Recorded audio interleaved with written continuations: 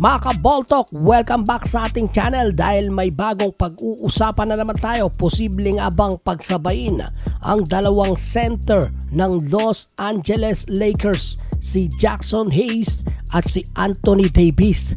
Dahil may lumabas na report, ito daw ay posibleng mangyari sa LA Lakers.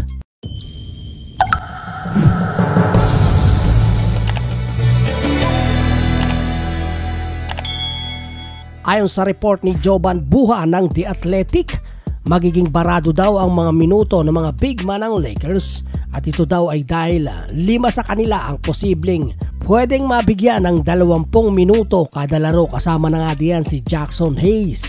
Sa papel naman at posibleng mangyari mga idol ay gagawing backup big man ni Anthony Davis si Jaxson Hayes, kaya nga siya kinuha ng Lakers.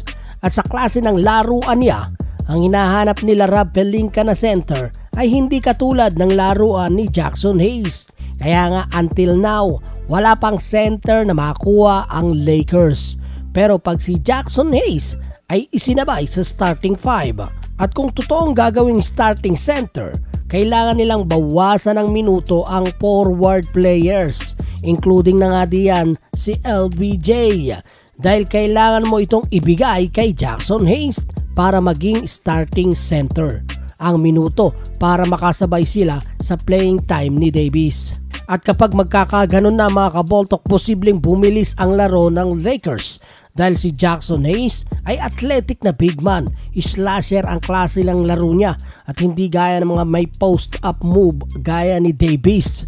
Mga kaboltok, sa aking palagay ay hindi iyan mangyayari at papangit ang rotation nila. Dahil kapag si Jaxson Hayes ay ginawang center, hindi niya kakayan si Nikola Jokic o kaya naman si Joel Embiid. Ibig sabihin, hihina ang depensa ng Lakers sa gitna kung ang ace player ng kalaban ay big man.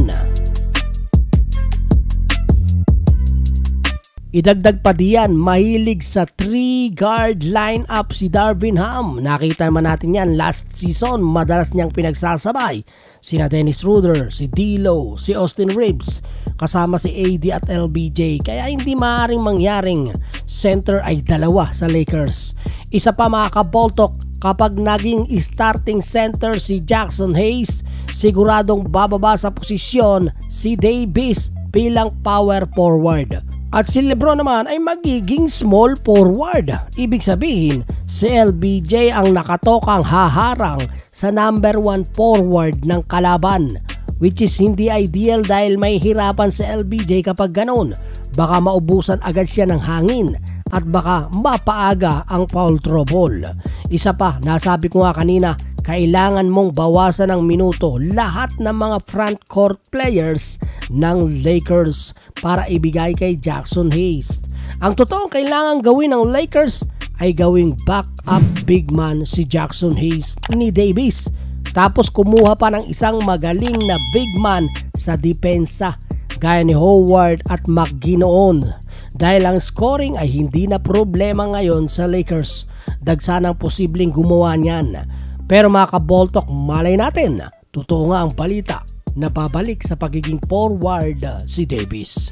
Yung mga idol, nagustuhan mo ba ang video natin for today? Kung gusto mo ng ganitong klase ng video, mag-subscribe ka na, hit the bell, select all para sa premyo ay kasama ka.